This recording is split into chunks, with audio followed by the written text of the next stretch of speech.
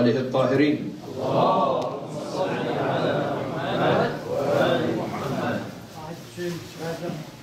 In the last 2 weeks, the focus on a sentence from Ziyaratul Imam Hussein alayhi salam, Allahumma aj'al mahyaya mahya Muhammadin wa ali Muhammad. And we're talking about the characteristics of the life of Muhammad and al Muhammad, that hayat and tayyiba, an honest and sincere and pure and perfect life of the Prophet and his family, peace be upon them. And we concluded that the faith is the foundation of a spiritual life. The hayat of Muhammad and Muhammad is based on a perfect faith in Allah and the Day of Judgment. But then we have a physical life. This is about the spiritual life. In physical life, the foundation of our physical life is, as the Quran says, وَجَعَلْنَا مِنَ الْمَاءِ كُلَّ شَيْءٍ حَيٍّ. The water is the foundation of physical life. That the way that we are alive, we move, we talk, we walk, we eat, we drink. These are the signs of our physical life. And this life is based on al-ma', water. وَاللَّهُ خَلَقَ كُلَّ دَابَّةٍ مِّن مَّاءٍ. Anything that is moving and has a moving life is based on the gift of al-ma', water. وَهُوَ الَّذِي خَلَقَ مِنَ الْمَاءِ بَشَرًا. This human being, this bashar that we created that min al-ma'. 60-70% of human body is water, you know that. أَفَرَأَيْتُمْ الْمَاءَ الَّذِي تَشْرَبُونَ أَأَنْتُمْ أَنزَلْتُمُوهُ مِنَ الْمُزْنِ أَمْ نَحْنُ الْمُنزِلُونَ لَوْ نَشَاءُ جَعَلْنَاهُ أُجَاجًا فَلَوْلَا تَشْكُرُونَ. This water that you drink and you enjoy drinking water and you continue your life, who is the one who provides you this water from the clouds and send you this gift down? What if he put this water full of salt like the other water that not drinkable? 70% of the world is with water. All these seas and oceans that occupy 70% of this planet of the earth. But we cannot drink the ocean's water because too salty. Only 2.5 of the entire water on the planet of Earth is drinkable.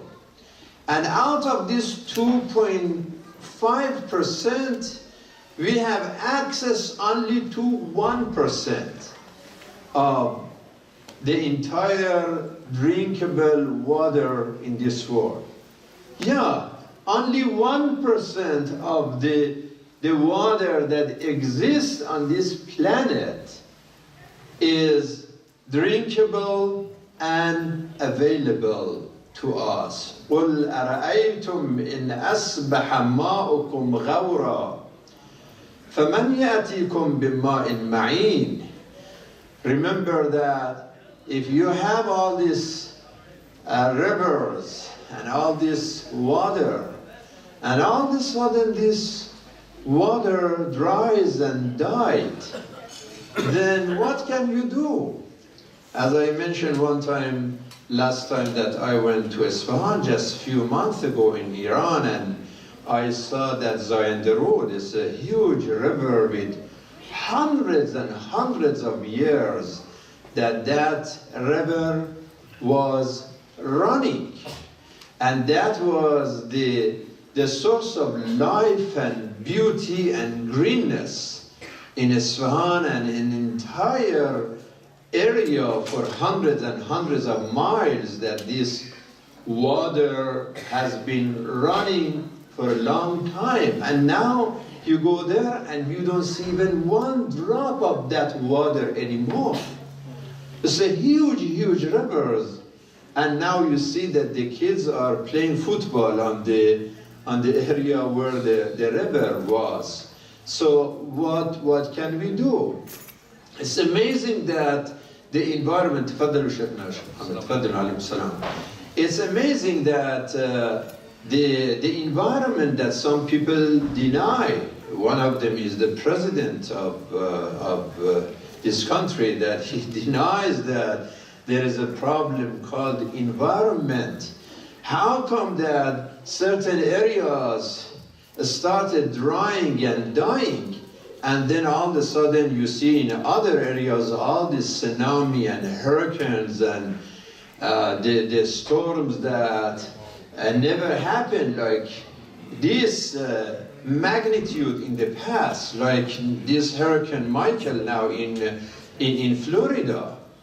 We hear that never in history of Florida and even in the history of United States there has been a storm as strong as this hurricane that covered a big area of the state. And even the CNN was announcing that the area is gone. The area is gone. They are flying over with helicopter, and everything is gone. All this building, everything destroyed. Fortunately, there are sophisticated warning systems. As a matter of fact, set up on the floors of the oceans, that they can actually detect every movement of the water and the pressure, and for that reason they can announce this hurricane. If there are some earthquake or there is a storm and the waves of the ocean start moving, they can notice this in advance. And for that reason, the entire area is gone, but the number of the casualties, maximum in Florida, 9 people died, right? Fortunately, that is good, that the science can help.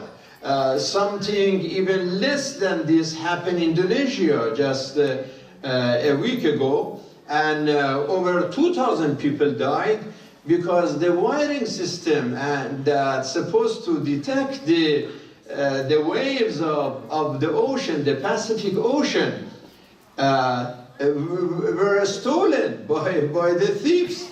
They went and they stole those wirings to sell it in the black market, and those criminals don't care that for a little few dollars that they get out of those wires, they are putting the danger of the society in danger. So we see that how this environment is a serious issue, that certain areas are totally dead, and in certain areas then we have all these hurricanes and tsunami and the storms that never happened. Even some say that in history of United States, this storm in Florida is just totally new.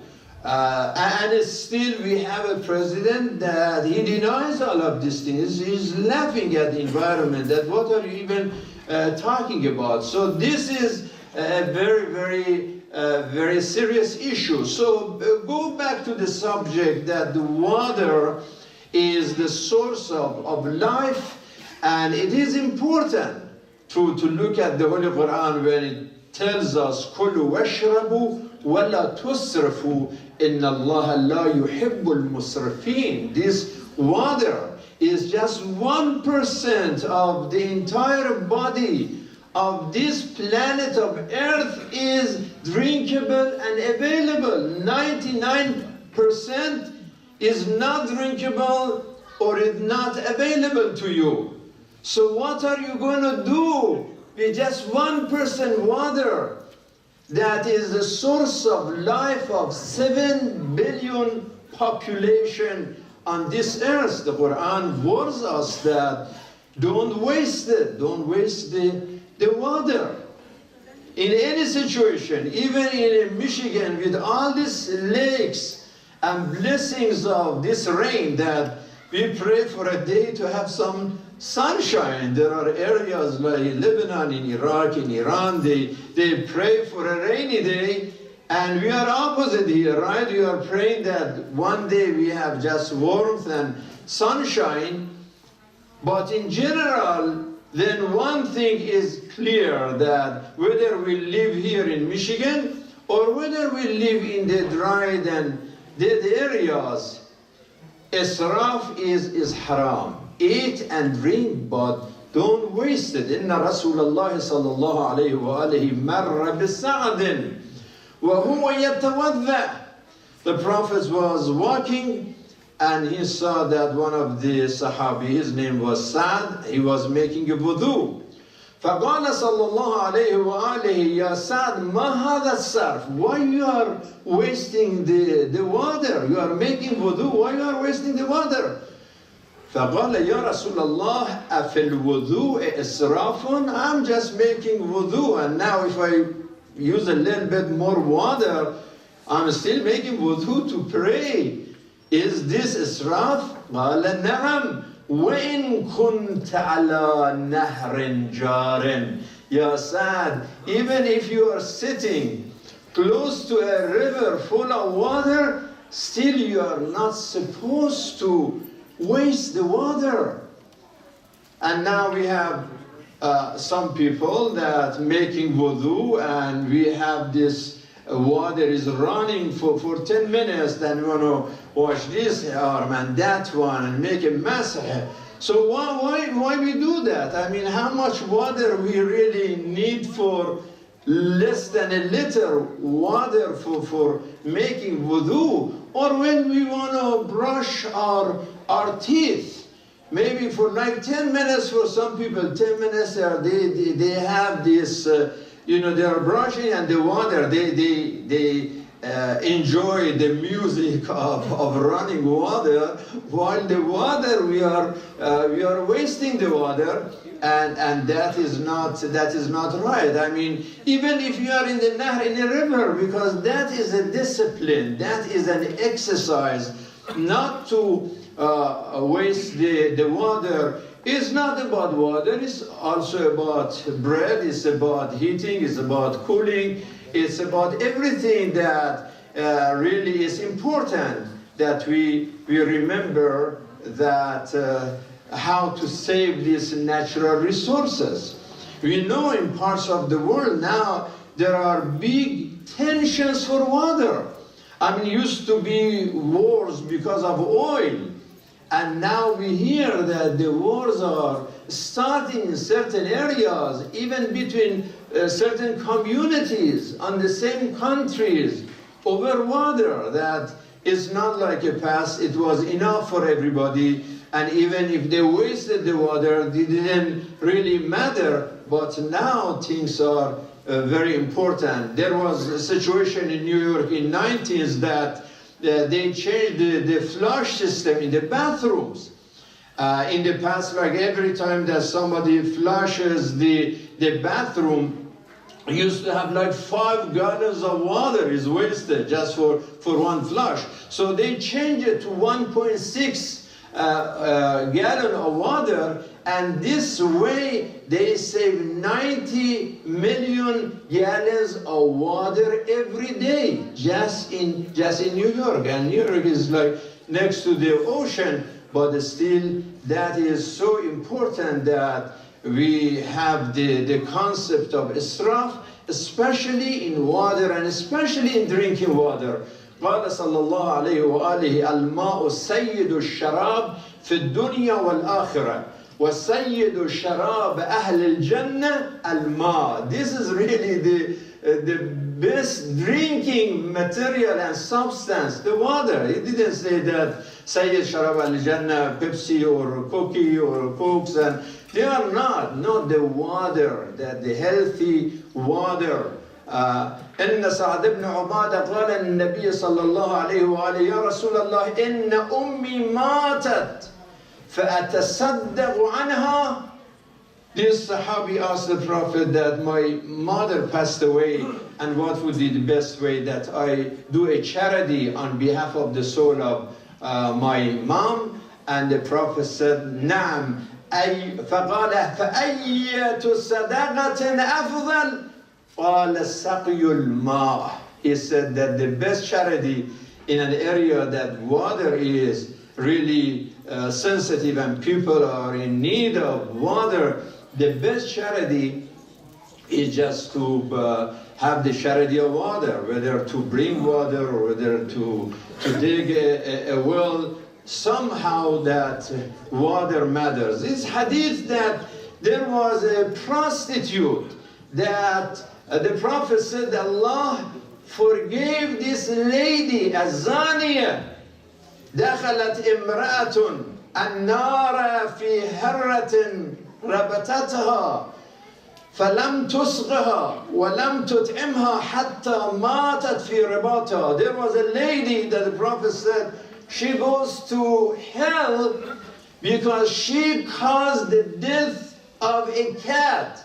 This lady deprived a cat from drinking water, and the cat died out of thirst, and that woman goes to hell because caused the death of a cat, of depriving her water. And on the opposite, وَدَخَلَتْ إِمْرَأَةٌ الْجَنَّةَ إِذَا مَرَّتْ عَلَى كَلْبٍ عَلَى طَوَى بَرِيدِ الْمَاءِ ونزعت خفها فربطته في خمارها فنزعت له فسقته حتى this lady came and used her socks and her khimar, her scarves, and she saw that there was a thirsty dog. And she gave water to this dog and saved the life of a dog from dying out of thirst, and this lady would go to heaven for doing such a thing. Subhanallah, a zani, a prostitute woman, was forgiven out of giving water to a thirsty dog. And now you can see the adab of those criminals that deprive not animals, cats and dogs, but human beings. How many people die in Gaza or in Yemen, in other areas, war zones, because of no access to water, because they are under sanctions. It's sanctions of water and food in Yemen. This is what the criminal Al Saud is doing over there. They've been admiring bin Salman that, oh, it's Muslim, he's bringing islahat. What kind of islahat? La islahat of Hollywoodiyya. Yeah, they are freedom. He's bringing the freedom of Hollywood, but not the freedom of Harvard. If you want to have freedom of Harvard, that's absolutely wrong. But yeah, if you want to do the wrong freedom, if somebody like Ayatollah Sheikh Namir, Namir, he was beheaded because he wanted to think, he wanted to talk. No, not that freedom, not that freedom. Now I heard that even this Sheikh al-Maliki, who is a very a real Muslim in Saudi, you know, he wrote the books, and Sheikh Hassan al-Maliki, now even they put him in jail in Saudi. Because they have money and they think we can buy everything by money. We can buy everybody with money. If we bought Trump with money, we can buy anybody else. And we have support of Trump and we have support of Netanyahu, then we can do whatever we can.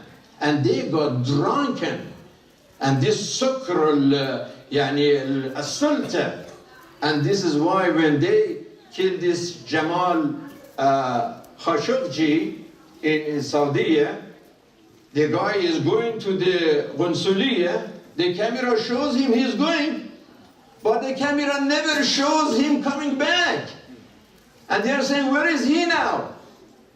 And you heard in the news that those 15 criminals murderers who came by the plane for 2 hours, did the job, and they are saying that they cut the body of this Jamal journalist to pieces. And they took the pieces back. And they thought that, well, you know, we can do whatever we can. And even in the beginning, even everybody was silent about that. But now even Trump is forced now to start talking about it.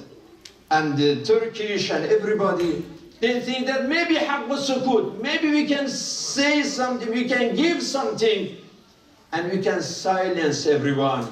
But this is yadul intiqam, the retaliation from above is coming. That you cannot continue this forever. That you put the muslihin and people who are looking for freedom, they are putting the muslihin al-haqiqiyya, the real reformers, you put them in prisons. But you put the mufsideen, the corrupt one in the palaces. Those who are supposed to be in prisons, they are in palaces, and those who support to be free, they are in jail. So that is not going to continue forever. And this is why last night I mentioned some of this issue in the Civic Center. There was a huge gathering of Arab American Civil Rights League that honored this Ahed al-Tamimi, that Palestinian girl, 16-year-old Palestinian girl, that you know her story, and Mr. Warren Evans was here, and over 500-600 people, and many officials and non-Muslims, and I made the prayer in that gathering last night that finally truth and justice will win. وَتَمَّتْ كَلِمَةُ رَبِّكَ صِدْقًا وَعَدْلًا لَا مُبَدِّلَ لِكَلِمَاتِهِ. Yes, that empire, as the Prophet Muhammad, peace be upon him, says that الْمُلْكُ يَبْغَى مَعَ الْكُفْرِ وَلَا يَبْغَى مَعَ الظُّلْمِ. An empire may survive with atheism, but an empire cannot survive with injustice. That is not acceptable. And I said that should be a lesson both for the Saudis and for the Sahyunis, for both of them. That the story of this Ahed Tamimi demonstrates that even 70 years of occupation and oppression and injustice and torture and bloodshed cannot stop a girl like Ahed al-Tamimi and a generation of her kind. And the same thing about the Saudis is going to happen. Finally, the tears of those families whose hearts are broken is going to somehow retaliate those who cause all this destruction and all this damage and all these crimes for people. So brothers and sisters, it's important that as we go from the water as a source of physical life and Adamul Israf, we continue this environment, and then injustice in environment, injustice in consumption, injustice in politics, injustice in society, tell us that we as human beings, as Muslims, we are responsible, especially now that we have relative freedom here, and November 6th is coming, the day of vote and day of election. to see among all these politicians who are people with more common sense. Not only those who are concerned about money, it's just business. When they ask President Trump that, are you going to stop sending weapons to Saudis now, even after the murder of Jamal? He's saying that, well, if we don't sell it, somebody else is going to sell it. That is a good justification. It's just, I'm going to kill this guy. If I don't kill him, somebody else is going to kill him. So why should not? What kind of logic is this? And what happened to morality that everything is for sale? So this is our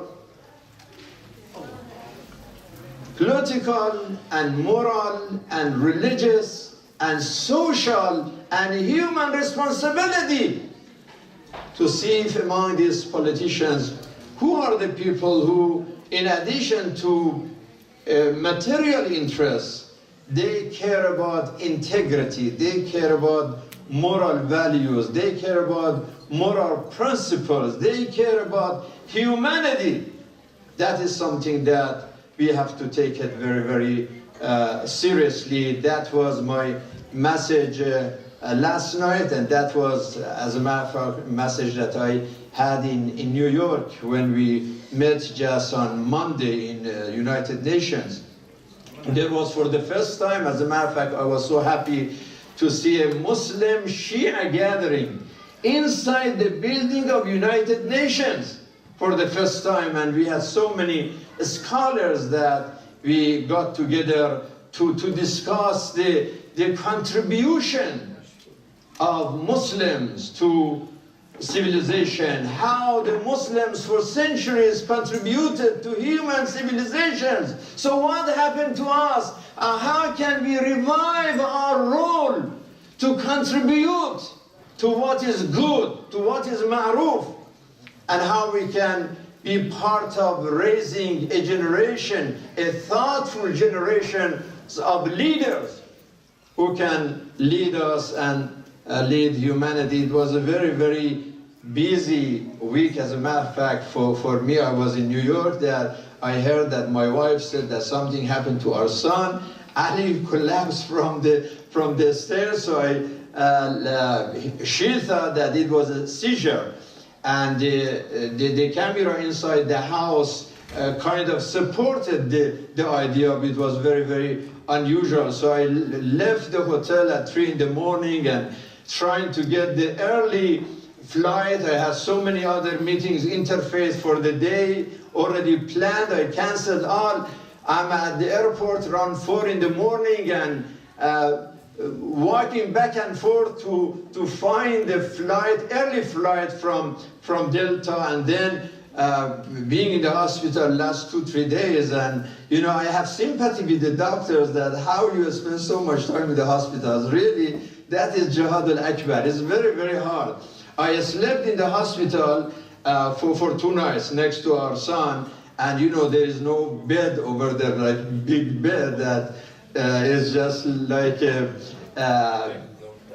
know, little chairs that they are there, and sofa that is really hard.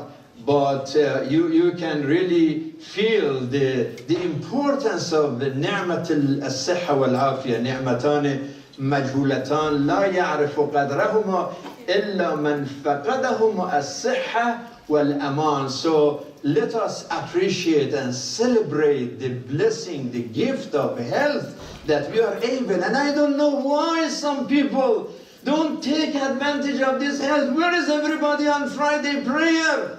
ذَلِكُمْ خَيْرٌ لَكُمْ إِن كُنْتُمْ تَعْلَمُونَ.